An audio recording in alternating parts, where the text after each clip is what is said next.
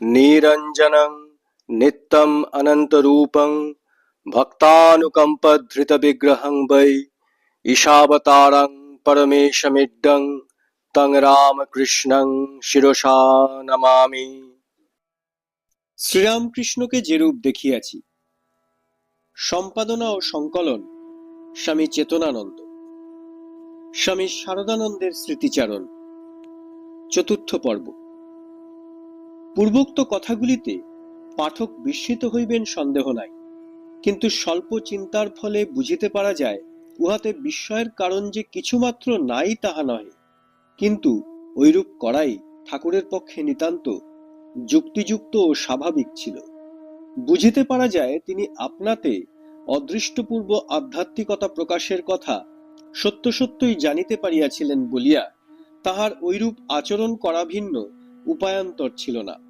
দীর্ঘকাল ব্যাপী অলৌকিক তপস্যা ও ধ্যান সমাধি সহায়ে ঠাকুরের অন্তরে অভিমান অহংকার সর্বথা বিনষ্ট হইয়া যখন তাহাতে ভ্রম প্রমাদের সম্ভাবনা এককালে তিরোহিত হইয়াছিল, তখন অখণ্ড স্মৃতি ও অনন্ত জ্ঞান প্রকাশ উপস্থিত হইয়া তাহাকে প্রাণে প্রাণে উপলব্ধি করাইয়াছিল। তাহার শরীর মনাশ্রয়ে যেরূপ অভিনব আধ্যাত্মিক আদর্শ প্রকাশিত হইয়াছে, সংসারে ঐরূপ ইতঃপূর্বে আর কখনো কুত্রাপি হয় নাই। সুতরাং ওই কথা যথাযথ হৃদয়ঙ্গম করিয়া উক্ত আদর্শের আলোকে যে ব্যক্তি নিজ জীবন গঠন করিতে প্রয়াস পাইবে, তাহারই বর্তমান যুগে আধ্যাত্মিক উন্নতি লাভ সুগম ও সহজসাধ্য হইবে, এ বিষয়ে তাহাকে স্বতঃ বিশ্বাস স্থাপন করিতে হইয়াছিল। ওই জন্য সমীপাগত ব্যক্তিগণ তাহার সম্বন্ধে পূর্বোক্ত বিষয় বুঝিয়াছে কিনা এবং তৎপ্রদর্শিত মহদুদার ভাবাশ্রয়ে নিজ নিজ জীবন গঠনে সচেষ্ট হইয়াছে কিনা তৎবিষয়ে তিনি বিশেষ রূপে অনুসন্ধান করিবেন, ইহা বিচিত্র নহে। অন্তরের পূর্বোক্ত ধারণা ঠাকুর নানাভাবে আমাদেরকে নিকট প্রকাশ করিতেন। বলিতেন, নবাবী আমলের মুদ্রা বাদশাহী আমলে চলে না। আমি যেরূপ বলিতেছি সেই রূপে যদি চলিয়া যাস, তাহা হইলে সোজাসুজি গন্তব্যস্থলে পৌঁছাইয়া যাইবি। যাহার শেষ জন্ম, যাহার সংসারে পুনঃ পুনঃ আগমনের ও জন্ম মরণের শেষ হইয়াছে, সেই ব্যক্তিই এখানে আসিবে এবং এখানকার ভাব গ্রহণ করিতে পারিবে।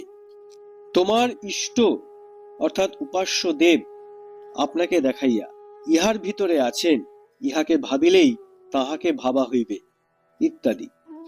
আশ্রিতগণের অন্তরে পূর্বোক্ত ভাবের উদয় হইয়া দিন দিন উহা দৃঢ় প্রতিষ্ঠ হইতেছে কিনা তৎবিষয়ে ঠাকুর কিরূপে অন্বেষণাদি করিতেন, ওই সম্বন্ধে কয়েকটি দৃষ্টান্তের উল্লেখ করিলে পাঠক আমাদিগের কথা বুঝিতে পারিবেন।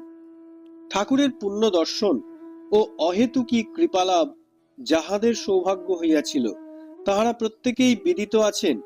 তিনি তাহাদিগকে বিরলে অথবা ২-৪ জন ভক্তের সম্মুখে সময়ে সময়ে সহসা প্রশ্ন করিয়া বসিতেন, আচ্ছা, আমাকে তোমার কি মনে হয় বলো দেখি।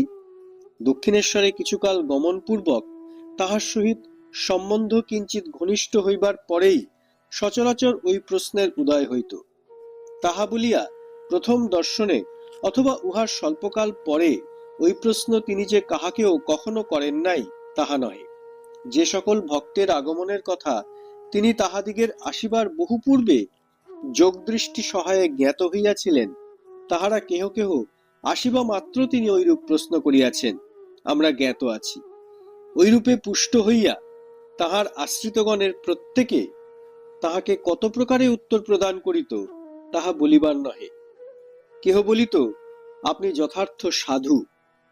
কেহ বলিত, যথার্থ ঈশ্বর ভক্ত। কেহ মহাপুরুষ, কেহ সিদ্ধপুরুষ, কেহ ঈশ্বরাবতার, কেহ স্বয়ং শ্রী চৈতন্য, কেহ সাক্ষাৎ শিব, কেহ ভগবান ইত্যাদি। ব্রাহ্ম সমাজ প্রত্যাগত কেহ কেহ, যাহারা ঈশ্বরের অবতারত্বে বিশ্বাসবান ছিল না, বলিয়াছিল, আপনি শ্রীকৃষ্ণ, বুদ্ধ, ঈশা ও শ্রীচৈতন্য প্রমুখ ভক্তাগ্রণীদিগের সমতুল্য ঈশ্বর প্রেমিক। আবার খ্রিস্টীয় ধর্মাবলম্বী উইলিয়ামস নামের এক ব্যক্তি ঐরূপে জিজ্ঞাসিত হইয়া তাহাকে নিত্য চিন্ময় বিগ্রহ ঈশ্বরপুত্র ঈশামসী বলিয়া নিজ মত প্রকাশ করিয়াছিলেন। উত্তরদাতাগণ ঠাকুরকে কতদূর বুঝিত বলিতে পারি না, কিন্তু ওই সকল বাক্য দ্বারা তাহার সম্বন্ধে এবং সঙ্গে সঙ্গে ঈশ্বর সম্বন্ধে নিজ নিজ মনোভাব যে যথাযথ ব্যক্ত করিত তাহা বলা বাহুল্য। ঠাকুরও তাহাদিগের ওই প্রকার উত্তর সকল পূর্বোক্ত আলোকে দেখিয়া যাহার যে প্রকার ভাব তাহার প্রতি সেই প্রকার আচরণ ও উপদেশাদি প্রদান করিতেন। কারণ ভাবময় ঠাকুর কখনো কাহারও ভাব নষ্ট না করিয়া উহার পরিপুষ্টিতে যাহাতে সেই ব্যক্তি দেশ কালাতীত সত্যস্বরূপ শ্রী ভগবানের উপলব্ধি করিতে পারে তদ্বিষয়ে সর্বদা সহায়তা করিতেন। তবে উত্তরদাতা তাহার প্রশ্নে আপন অন্তরের ধারণা প্রকাশ করিতেছে অথবা অপরের দ্বারা প্রণোদিত হইয়া কথা কহিতেছে, এ বিষয়ে তাহার বিশেষ লক্ষ্য থাকিত। পূর্ণ যখন ঠাকুরের নিকট প্রথম আগমন করে তখন তাহাকে নিতান্ত বালক বলিলেই হয়। বোধহয় তাহার বয়স তখন সবেমাত্র 13 বৎসর উত্তীর্ণ হইয়াছে। পূর্ণের সহিত দেখা করিবার আগ্রহে আমরা ঠাকুরকে সময়ে সময়ে দরদরিত ধারে চক্ষের জল ফেলিতে দেখিয়াছি। তাহার ঐরূপ আচরণে আমাদিগকে বিস্মিত হইতে দেখিয়া তিনি একদিন বলিয়াছিলেন, পূর্ণের উপরে এই টান দেখিয়াই তোর অবাক হইয়াছিস? নরেন্দ্রের জন্য প্রথম প্রথম প্রাণ যেরূপ ব্যাকুল হইত ও যেরূপ ছটফট করিতাম তাহা দেখিলে না জানি কি হইতিস। পূর্ণ ঠাকুরের পুণ্যদর্শন দ্বিতীয়বার লাভ করিয়াছিল এবং সেদিন সে এককালে আত্মহারা হইয়া পড়িয়াছিল। ঠাকুর সেদিন স্নেহময়ী জননীর ন্যায় তাহাকে সহস্তে খাওয়াইয়া দিয়াছিলেন এবং জিজ্ঞাসা করিয়াছিলেন, আমাকে তোর কি মনে হয় বল দেখি? ভক্তি গদগদ হৃদয়ের অপূর্ব প্রেরণায় অবশ হইয়া পূর্ণ উহাতে বলিয়া উঠিয়াছিল, আপনি ভগবান, সাক্ষাৎ ঈশ্বর।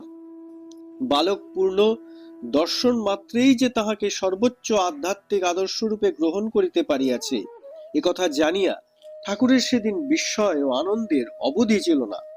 তিনি তাহাকে সর্বান্তঃকরণে আশীর্বাদ পূর্বক শক্তিপুত মন্ত্র সহিত সাধন রহস্যের উপদেশ করিয়াছিলেন। আশ্রিত ভক্তগণকে পূর্বোক্তভাবে প্রশ্ন করা বিষয়ে আরেকটি দৃষ্টান্তের আমরা এখানে উল্লেখ করিব। দক্ষিণেশ্বরে আগমনের অল্পকাল পরে আমাদিগের সুপরিচিত জনৈক ব্যক্তিকে বৈকুণ্ঠনাথ সান্যাল ঠাকুর একদিন নিজ গৃহস্থিত মহাপ্রভুর সংকীর্তনের ছবিখানি দেখাইয়া বলিলেন, সকলে কেমন ঈশ্বরীয় ভাবে বিভোর হয়েছে দেখছিস?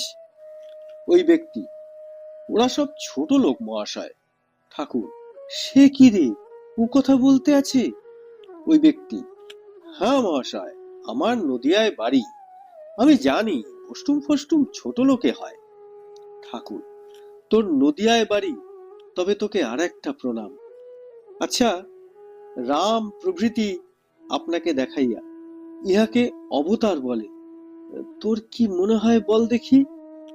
ওই ব্যক্তি, তারা তো ভারী ছোট কথা বলে মহাশয়। ঠাকুর, সে কি রে, ভগবানের অবতার বলে আর তুই বলছিস ছোট কথা বলে? ওই ব্যক্তি, হ্যাঁ মহাশয়, অবতার তো তার অর্থাৎ ঈশ্বরের অংশ। আমার আপনাকে সাক্ষাৎ শিব বলিয়া মনে হয়। ঠাকুর, বলিস কি রে? ওই ব্যক্তি, ওইরূপ মনে হয় তা কি করব বলুন? আপনি শিবের ধ্যান করিতে বলিয়াছেন, কিন্তু নিত্য চেষ্টা করিলেও উহা কিছুতেই পারি না। ধ্যান করিতে বসিলেই আপনার প্রসন্ন মুখখানি সম্মুখে জলজল করিতে থাকে। উহাকে সরাইয়া শিবকে কিছুতেই মনে আনতে পারি না, ইচ্ছাও হয় না। সুতরাং আপনাকে শিব বলিয়া ভাবি। ঠাকুর হাসিতে হাসিতে, বলিস কি রে, আমি কিন্তু জানি আমি তোর একগাছি ছোট কেশের সমান।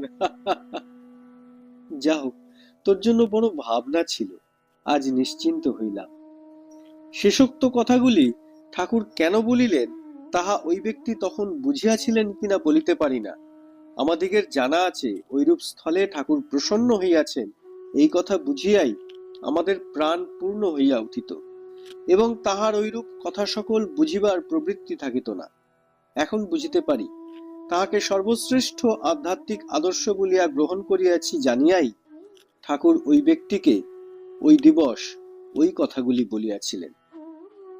আশ্রিত ভক্তগণ তদীয় সর্বপ্রকার আচরণ তন্ন তন্ন ভাবে লক্ষ্য করিয়া বুঝিয়া সুঝিয়া যাহাতে তাহাকে ঐরূপে গ্রহণ করে, তজ্জন্য ঠাকুরের বিশেষ প্রযত্ন ছিল।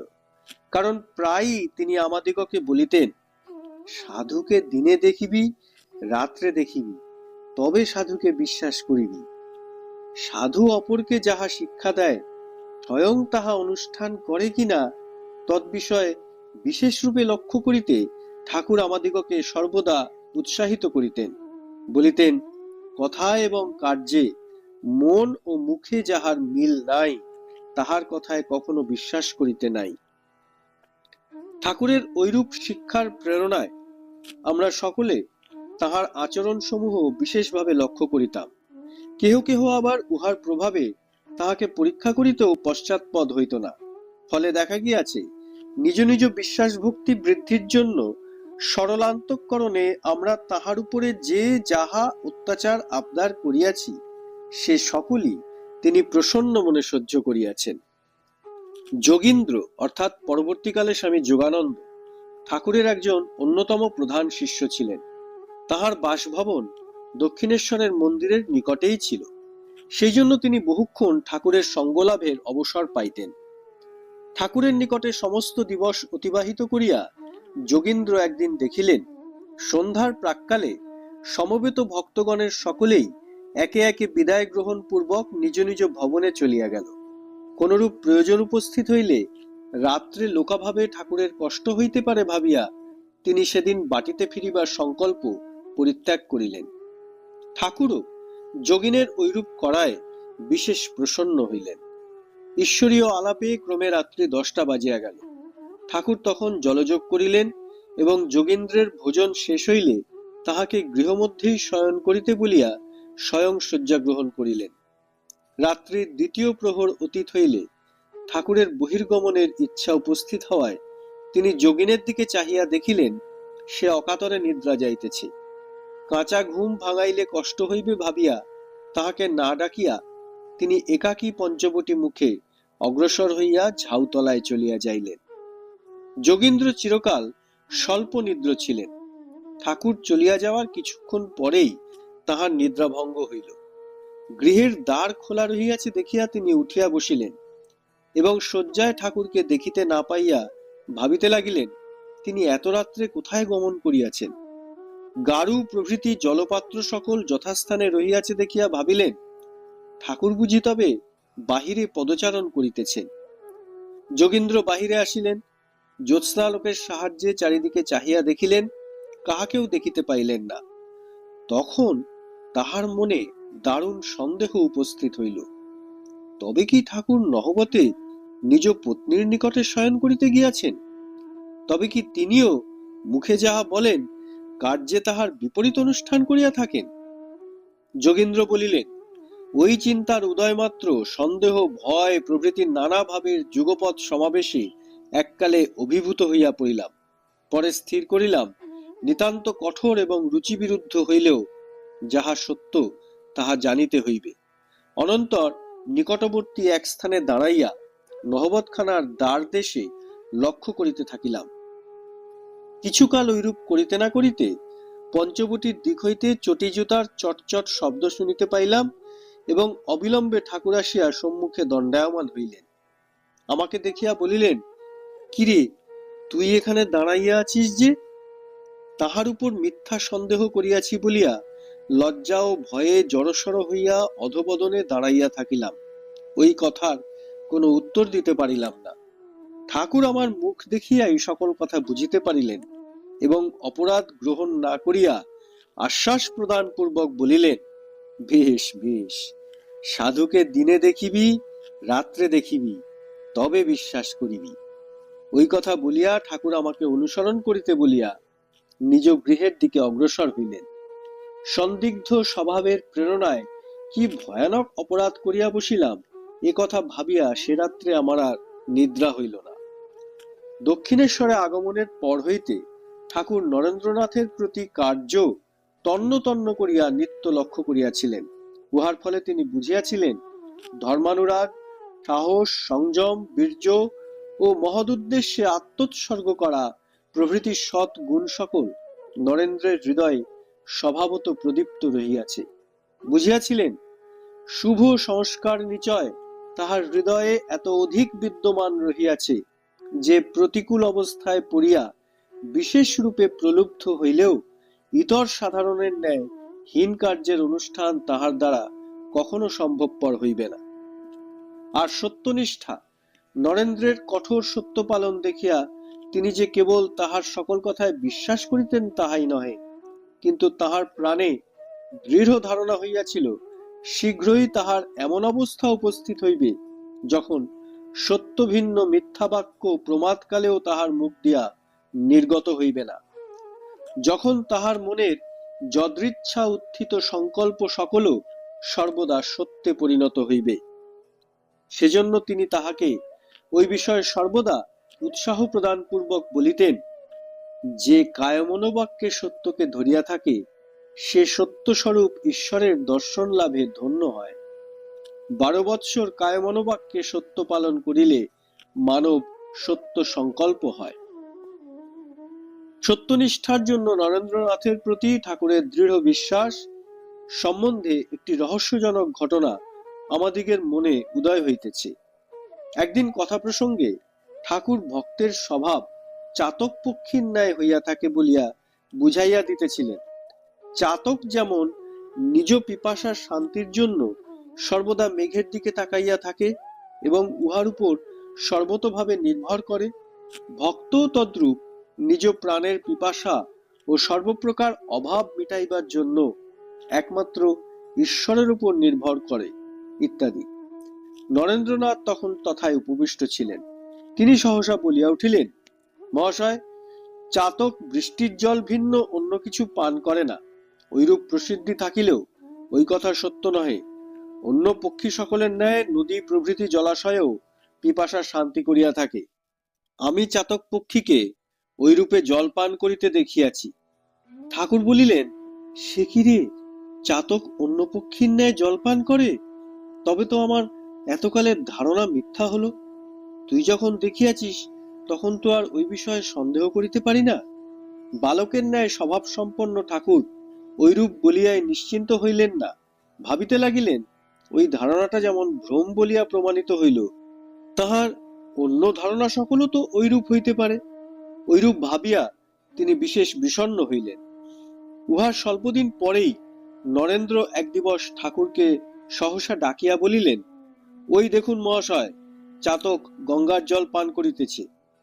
ঠাকুর ব্যস্ত হইয়া দেখিতে আসিয়া বলিলেন, কই রে? নরেন্দ্র দেখাইয়া দিলে তিনি দেখিলেন একটা চামচিকা জল পান করিতেছে এবং হাসিতে হাসিতে বলিলেন, ওটা চামচিকা যে! ওরে শালা, তুই চামচিকাকে চাতক জ্ঞান করিয়া আমাকে এতটা ভাবাইয়াছিস, তোর সকল কথায় আর বিশ্বাস করিব না। সম্মান, শিষ্টাচার, সৌন্দর্যানুভব প্রভৃতি ভাবসমূহের প্রেরণায় যতদূর কোমল হওয়া সম্ভবপর, রমণী সম্মুখে সাধারণ মানবের অন্তর অনেক সময় তদপেক্ষা অধিকতর মৃদুভাব অবলম্বন করে। হৃদয়ের সুপ্রচ্ছন্ন সংস্কার বিশেষ উহাকে ঐরূপ করিয়া থাকে, একথা শাস্ত্রসম্মত। নরেন্দ্রনাথের হৃদয়ে ঐরূপ সংস্কার চিরকাল স্বল্প পরিলক্ষিত হইত। উহা লক্ষ্য করিয়া ঠাকুরের মনে দৃঢ় ধারণা হইয়াছিল, নরেন্দ্র রূপজ মোহে আত্মহারা হইয়া সংযমের পথ হইতে কখনো ভ্রষ্ট হইবে না।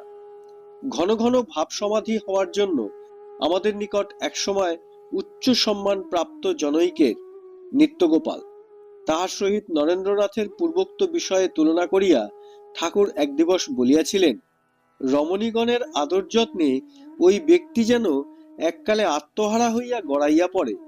নরেন্দ্র কখনো ঐরূপ হয় না।